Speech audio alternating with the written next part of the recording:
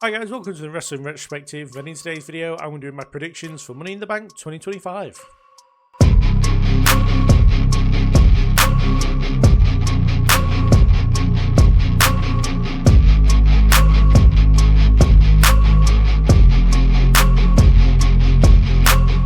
So first up we have Lyra Valkyria versus Becky Lynch for the Women's Intercontinental Championship. And for me, I'm going to go with Lyra Valkyria to get the win here. I, on one hand, think Bayley might return and cost Becky, setting up their match for Evolution, or seemingly their match at Evolution. Also, I feel like another win over Becky Lynch will kind of make Lyra Valkyria. I know some people have said that, you know, they need to heighten the Intercontinental Championship and the Women's United States Championship as well. But I feel like having 3 wins over Becky is a massive advantage for Lyra Valkyria. And Lyra can have really good matches with a plethora of other people on the card. You know, you look at your Stephanie Vickers, Roxanne Perez, and others, I guess, on the roster who can have great matches for the Intercontinental Championship. And I feel like it's those kind of women who need this belt more than the horsewomen. And I get it, they want like the kind of experience people behind the title, gives it that good prestige and lineage. But I feel like Lyra Valkyria is doing a really good job with the Intercontinental Championship, especially with this feud with Becky Lynch. I feel like another win here for Lyra would, as I said, not only help the title, help Lyra, and just like all the positives that could come out of this match come out of a Lyra win. And that's why I'm going to go with her to retain the championship here. After that, in the assumed main event, even though I feel like it really shouldn't be the main event, it should be one of the Money in the Bank ladder matches, we have John Cena and Logan Paul teaming up to take on Cody Rhodes and Jey Uso. And yeah, this is an interesting one. The reason I feel like this shouldn't be the main event is A, because it's a Money in the Bank pay-per-view, a Money in the Bank ladder match should go on last. Also, there's a lot of risks involved here. Logically, Cena and Jey do not want to go on last because it means they both have to follow the men's Money in the Bank, meaning that there is a bigger risk to them being cashed in on afterwards, especially whoever loses the match. Especially like as these are 2 champions who could quite easily be cashed in on as well, especially Jey. But I don't think they're going to have him lose the title so close to the Gunther match. I feel like that'd be too much of a risk. But yeah, I think as a match it'll be fine. Like I feel like the high flying ability of Logan Paul and the more toned back wrestling as Cena is going to work quite well. We know from the past that Cody and Jey team really well together. Do I think it's going to be match of the night? No, I actually feel like this is going to be the worst match of the night by a fair bit as well. But as far as winners and losers go, I feel like Cena and Logan are going to get the Paul here. That was good England spoken there from me. No, Logan and Cena are going to get the win here in my opinion. And I feel like Cena is going to pin Jey to get the win. Because then you're not kind of messing around with the whole, oh, a champion's been pinned, they will get the next shot. You kind of have it as, well, a champion pinned a champion. It doesn't make Jey look weak because he was pinned by the WWE champion. And I feel like Cena will probably take out Cody, be a distraction from Logan, and then Jey will get targeted mostly.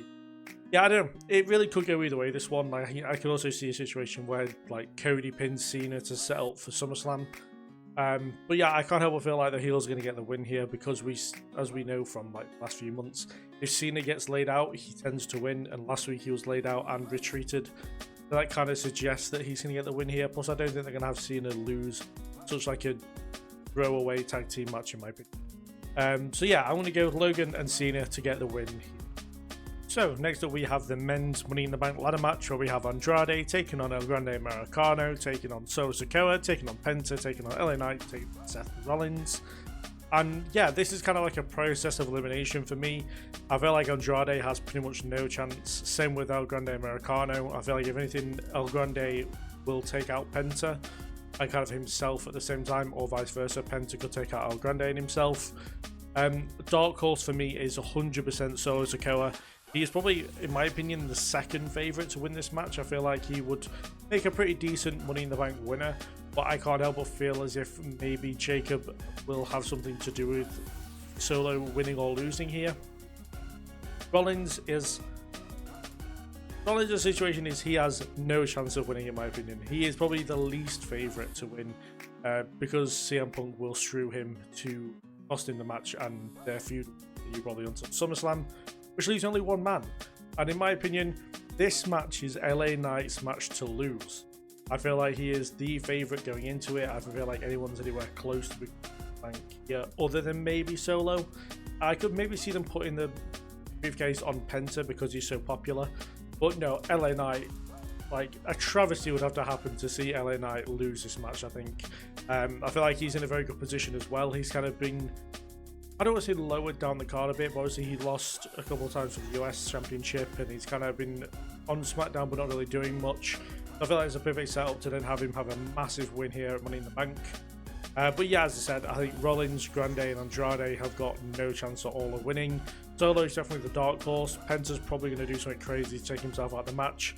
And my winner of Money in the Bank 2025 will be LA Knight. And finally, we have the women's Money in the Bank ladder match. The match that I feel like is not only going to be match of the night, but I feel like is the most unpredictable going into it, which makes this even more exciting of a match to watch. Personally, Naomi and Alexa Bliss are the two I want to win the least, and preferably, if it had to be one of the two, it'd be Bliss over Naomi. I bloody hate Naomi. I feel like she's not going to kind of be that woman to kind of take Money in the Bank here. Bliss could, but she's a former winner, and she's a multiple-time Women's World Champion anyway. I don't feel like she needs it. But then you've got this kind of in the same ilk.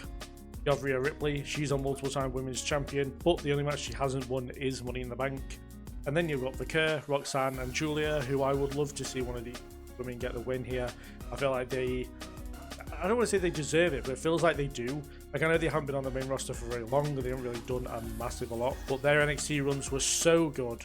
I feel like that ought to be taken into consideration when choosing a winner for this match. But no, for me, I am actually going to go for Rhea Ripley to get the win here. As I said, I would love it if it was Roxanne, Giulia, or Stephanie Vicker. But this whole Money in the Bank thing, it all like kind of writes itself as far as advertisement go. We know that WWE/TKO love money, and you know, you can get a ton of merch out of it. You can redesign the briefcase to fit Rhea. It's the only, I said, it's the only accomplishment Rhea doesn't have if you don't include the mid-card titles. Like, she's pretty much won everything there is to win. In my opinion, it just makes a whole lot of sense that they'll put the briefcase on Rhea. I think I'm going to go for a personal preference. I'd rather see it go on Roxanne or Stephanie, just because I feel like they would probably use it a lot better, and I feel like they'd have a very, very good run as a women's champion. But mind, ever since Rhea got put in the match, my mind has been set that Rhea is going to win. So those are my predictions for Money in the Bank 2025. Do I think they're going to add another match? I don't think so. I feel like if they're going to add another match, it might be a WWE Tag Team title match, because they are pretty much set up quite well for any of the 5 teams to go after the Tag Team titles. Any others, I can't really think of them adding anything else when it comes to SmackDown, so I think they're just going to stick with the 4, but maybe give Money in the Bank and the Tag Team match. Well, pretty much all 4 matches will just get a little bit more time, I assume. But yes, they do put down in the comments below who you think is going to win, especially the Money in the Bank ladder matches. I'm very interested to see who people have got and why. Also, do subscribe. I'm trying to get to 1,000 subs before SummerSlam, so maybe a couple months, try and get like 200 odd subscribers will be much appreciated. But already on the channel as well, there are predictions for TNA Against All Odds, which is on Friday night, for Worlds Collide, which is on before Money in the Bank. So do check those out. Tomorrow I am doing a tier list of Money in the Bank cash-ins, so do look out for that, as well as the reviews for Against All Odds, Worlds Collide and Money in the Bank on Sunday, Monday and Tuesday. So yes, do stick around, a lot of content coming up, and yeah, thank you very much for watching, and I'll see you guys in the next one.